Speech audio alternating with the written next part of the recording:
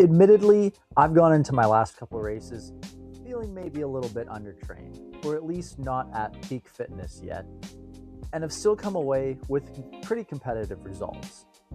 I think part of that might just be these, the Adidas Adizero Adios Pro 4.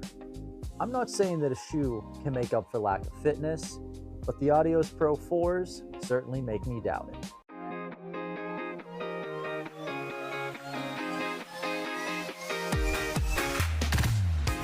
Hey, welcome back to Running Shoe Kings. Today we're going to do a race review of the Adidas Adizero Adios Pro 4s. We've gotten two races into this pair, a 5K and a half marathon, so we got 18 miles and we're gonna get into things. As a disclosure, I purchased this shoe with my own money, and what follows are my own opinions and some information that I found in researching the shoe.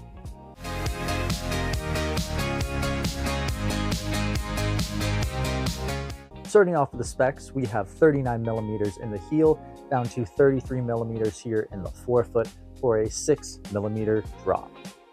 Weight comes in at 7.1 ounces or 201 grams, and the shoe now retails at $255, formerly retailed at $250, but along with several other shoe brands, they upped that price just a little bit.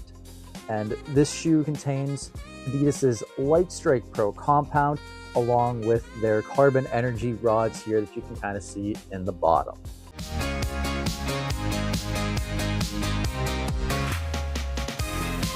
All right, we're going to cover this shoe from bottom to top. Starting here with the outsole, we have a duo of Adidas's GCPU compound. Like, it's pretty tacky, but it also has the Continental rubber that Adidas has that little deal with Continental Tire for just a little added protection here, especially on the forefoot.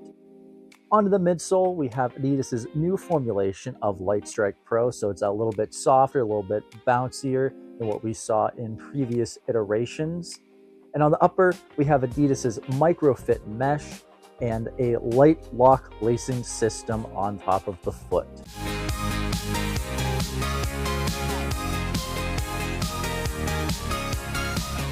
Onto the ride and feel of the shoe, I'd say that the Adios Pro 4 combines a little bit of comfort and race day speed in a shoe that you can keep going mile after mile.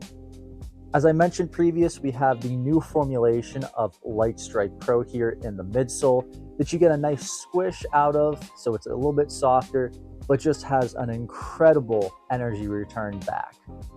At first feel, you might think the midsole is too soft just walking around with it, but when my foot really hit the road in a race type environment, that bounce back was just unmatched.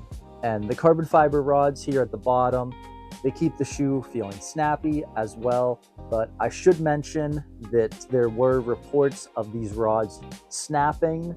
Now, there's more than one rod, so it's not a case where the entire shoe is ruined, but Adidas has been replacing shoes for those that have reported those broken rods. Now, I first tried this shoe out, lacing it up for some track repeats just to see how it felt, and I really noticed the aggressive rocker here on the front of the shoe. But whenever I laced it up on the road there for a 5K in the fall, the rocker seemed to compress quite a lot better and actually made for a fantastic toe off. And I think part of that comes down to just being a firmer surface on the road. That 5K was asphalt, some concrete. So I think that extra compression just kind of made that toe off feel a lot smoother. I can also say that as I put more force into the shoe, I seem to get more energy return out of it as well. Now, I am a 4'2" midfoot striker, so I have a little bit more control over that as for someone that might heel strike where you don't have as much control at the force you're putting into the ground. Now, the toe box may be a bit narrow for people with wider feet. I didn't have any issues with that or any hot spots, but it's just something to keep in mind if that's something that you're worried about.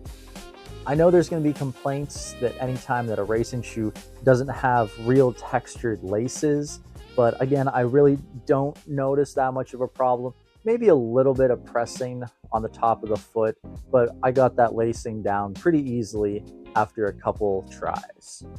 And even with that, the lockdown was really smooth overfoot, just a tiny bit of scrunching in the toe box. But this material is pretty soft, so any sort of rubbing that might have been occurring, I never really felt it during the race. Down here on the midsole now, I really think the midsole overperformed compared to what you might see on some other racing models. The 5K that I did was actually done in kind of wet conditions. There were some puddles that I was going through, and while other people were kind of avoiding the puddles, I took the path straight through, shortest distance, and didn't really notice a whole lot of slipping even in the puddle or after the puddle. So I was very impressed with that. Now, I prefer to try and use my main racing shoe just for races. I don't really get it on in workouts that often.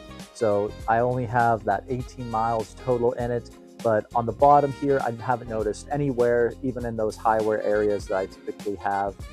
And just my experiences with other racing models, they might be a little bit limited compared to a major reviewer, but for me, the Adios Pro 4 just feels a step above everything else that I've worn before it.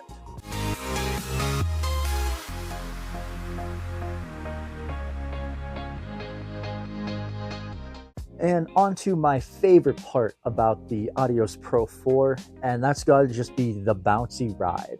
Now, just to kind of go down the list, I've run in ZoomX and Fuel Cell in previous racing versions of the Lightstrike Pro, but this shoe just seemed to take that feel to a whole nother level. Even in late stages of my races, especially in that half marathon, where normally the legs are going to be more fatigued, and I think that even with other shoes, other super shoes, I'm going to feel that sort of fatigue. But the Adios Pro 4 just seemed to have my back and really be able to carry me through those tired miles. And even so, I think the more energy I was able to put into my foot strike, the more energy I was able to get back, and that confidence that you're going to get from the shoe is going to go a long way at those late stages of a race.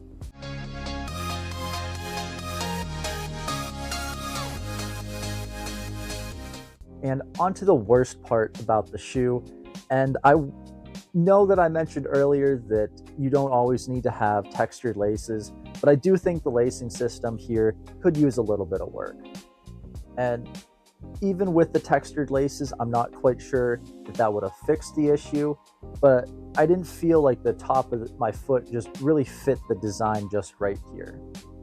And if the textured laces would fit that, I can flip those into this shoe and see whether that helps here in the future. But those little awkward pressure points that I was feeling, I don't think the textured laces is really going to fix that anyway. But again, none of that really resulted in any hot spots or blisters that I noticed during the races or after. So more so nitpicking on a shoe at this point.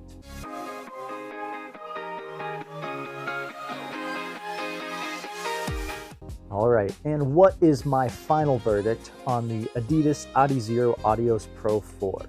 I would absolutely recommend this shoe for just about anybody who doesn't heel strike. This new Lightstrike Pro midsole compound feels elite, and even if there's a little less durability as we've seen in previous versions, I still think it's going to outperform most other compounds in today's racing models.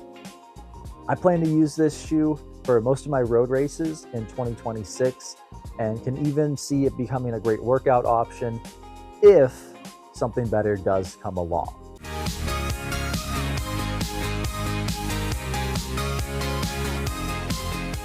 Thank you for watching my review of the Adidas Adizero Adios Pro 4. You've also gotten a chance to wear this shoe. Feel free to leave your thoughts in the comments down below.